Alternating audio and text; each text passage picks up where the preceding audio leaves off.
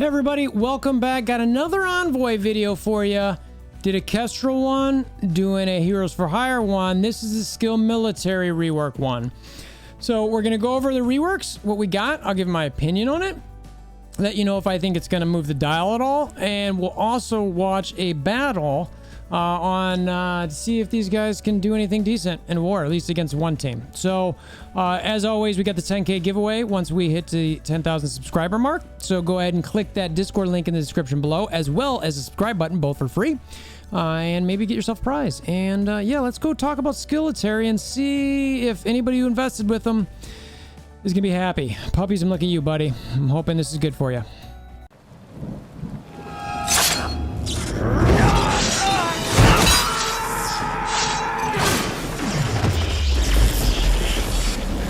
Bring me WolverThor! All right, so I'm gonna just go over the kit changes here. We've got Punisher starting. It's got the special where it shows what's above the old and what's new, and you can see in bold here. The only thing that's different is they took out the if this character has 3 or more skill military allies. Still does the same thing on the special where it transfers 1 positive effect excluding taunt. So this stays the exact same. The only difference is if there's 3 skill military allies. Okay. I will admit that this was not a fantastic start for me, but we'll see. You know, see what else changes in this. I would have liked to see more than 1 positive effect, but we'll see. All right. This is something. So ultimates, we've got the old and then new. Again, it's just in war. It drops the if this character has 3 or more skill military allies. So basically, he's just always going to do this.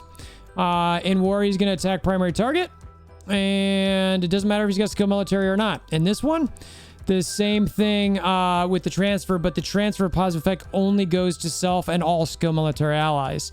So, okay, that's it for Punisher. I will say that I'm just going to be real. This is a little underwhelming to me at the moment. Let's see if it continues that way. Killmonger, special. All right, so we've got the old up here. Looks like the bottom 2 things stay the same. And the top changes where it's just, it doesn't matter if you have 3 skill military allies anymore. He just transfers 1 positive effect from a primary target, excluding taunt, to self and all skill military allies. And that's it for Killmonger. And again, I will say that I am not loving this. I did not necessarily think that was the biggest problem, that they needed the 3 skill military. For me personally, it was that there was only 1 positive effect and a lot of this stuff was T4 dependent. Now I will say that we had a conversation with Scopely, and that apparently there's some T4 requirements that are no longer needed for some of these. So I don't know exactly where some of these upgrades are required. It might be in level 6, and it might be in level 7 with the T4. But our understanding is that you don't need as many T4s in this Skillitary team. We'll see. I don't know if that's actually the case or not. It was just a conversation. I'm not going to say anything more than that. But most of, if not all the other envoys were there. I'll probably share similar. All right, so Black Widow. She was added with the military tag. Counter and assist. It now mirrors her basic, so she'll now clear and copy positive effects if she's stealth when she performs that. So that's kind of nice. And that could probably happen regardless of what team she's on. Special, so it stays the same. The only difference here is when you're gaining stealth, it's clearing 1 negative effect from not just Avenger allies, but also skill military allies, and apply speed up to self and all shield, Avenger, and skill military allies for 2 turns. So essentially your special now affects skill military allies. So that's kind of nice if you're thinking about using her. Let's check out the ultimate and see if anything changes in the passive. Because for me, that I need to see a lot of changes if I'm taking her off of wave 1. So her ultimate here, let's see. She adds transfer 1 positive effect, excluding taunt, from primary target to all skill military allies. So that idea is now added to her ultimate, so she won't just necessarily stun. Yeah, okay, so that's a whole, I was gonna say, it's stun's still there, right? Yeah, and it is. So you can see that stays the exact same with the stun. It adds the transfer the one positive effect. If Hawkeye is an ally, you always chain. Now it's if Hawkeye, Red Guardian, or Yelena are an ally, always chain to 3 targets. So that's solid. Adds your Red Guardian and Elena for the chaining. I like that. That's the main changes there. So the special's got, or the ultimate gets some decent change there. Her passive, let's see, I've got to read this because it's not bolded. The first line item is the same. The second line item, on self or ally stealth, apply offense up to self and all skill military allies, and apply death proof to all Hawkeye, Yelena, and Red Guardian allies. So if basically when her or Yelena are stealthing, she's going to be applying offense up to herself and all skill military allies. So that in itself, that's pretty dope. If you know, anytime her or Yelena goes stealth, she's throwing that out there. That's death proofs, offense up. That's nice.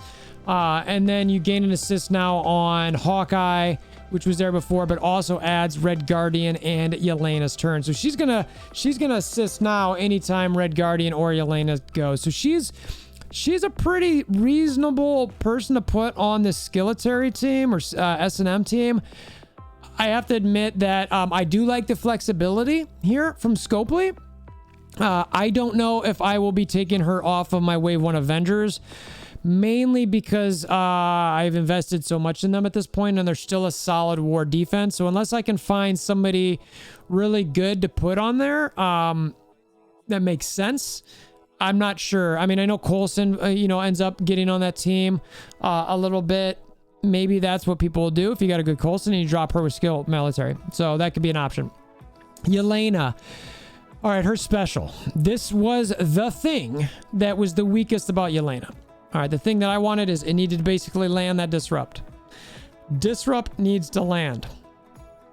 And mind you, no stat changes. All right, so there's no stat changes. So the old we know. So the only thing that's changed here is the attack cannot be blocked.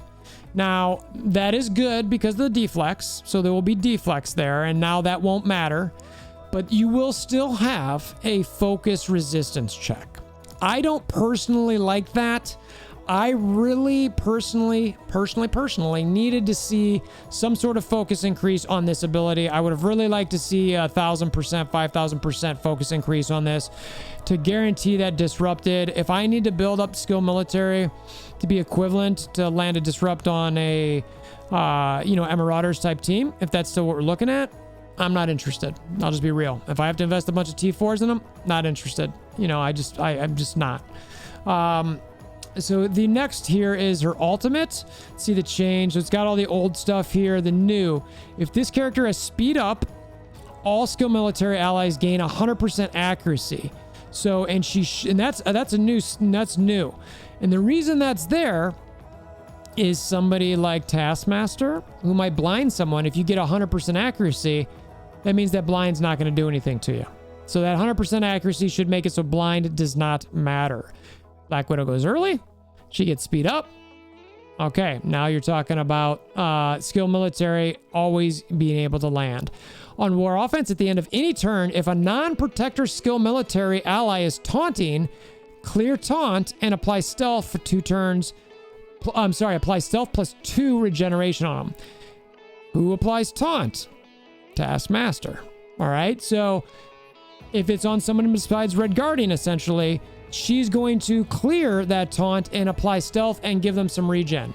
So that's actually a really nice add that's really leading us to believe this is going to be a mark counter. And then the rest of the stuff stays the same. So it's basically adding 2 things so that you can see through blinds. And anytime somebody gets taunt that you don't want them, she gets it off of there. So, and again, it's skill military only. So that's okay. The only thing missing here, in my opinion, is the higher focus on her special. But if it works, and it works against the Mercs, that's a pretty decent option here for your Skillitary. And I'm guessing that's what they wanted to have happen when they first released this team. All right, so Red Guardian. Let's see what it is. This is just as passive here. So let's see. The only thing that's changed here is apply defense up for 2 turns to self and all skill military allies. So that's pretty amazing. So now he gets defense up for 2 turns, and it goes to skill military as well. I like it. I like it. I think that's needed. It helps him survive a little bit longer. And it's on spawn. That's great. I could see that being worthwhile in raids. Doom raids, skill raids. You might be thinking about maybe bringing Yelena, Black Widow into your skill lanes for Doom. That's not a bad decision because this is not gated behind war. And then everything else stayed the same there. So, you know, Red Guardian was already pretty good. So this is probably fine, honestly. Merc Soldier. So his special.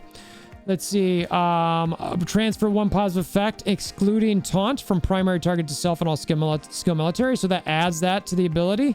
The other 2 things stay the same, and it just cannot be attacked. This attack cannot be blocked or counterattacked. So that's nice. So anytime you use that special, you're transferring positive. So I do like that. That's all right. It's nice. And you don't need 3 skill military, but it's just adding the positive transfer. And then the passive, looks like we're getting 10% more damage here. And in war, we're getting an additional 10% damage, an additional 30% max health, and skill military gain. Wow, yeah. So these buffs are huge on his passive. So they get an additional 30% max health on skill military allies, and wow, yeah. So you're getting like 20% more extra damage. This guy's, you got to have Merc Soldier on this team now. If you were ever thinking about taking him off, forget about it. Like, these boosts are way too high, or let me say that, to not have him on the team. Got to have him. So, yeah, some decent buffs on the Red Guardian and Merc Soldier really bring the team together a little bit with the buffs, and this passive here for, or I'm sorry, this ultimate for, oh, actually, that should be a passive. Yeah, it says this under the ultimate, but that's really a passive ability here. So we've got this should be passive. That's probably labeled incorrectly. So yeah, so let's check out the battle here that we've got and give some commentary as we do this. All right, so we got this battle here, and it is against Mercs, and you can see it's a Shuri Killmonger setup. So we'll see if that still works with a, you know, Korath or something different there with some more mercenaries. But let's see. So we get the heavy speed bar on the mercenary team. Killmonger's going first. Taskmaster is not is going. I thought there was an inability to assist there, but all right, there's his ultimate. Let's see what happens here.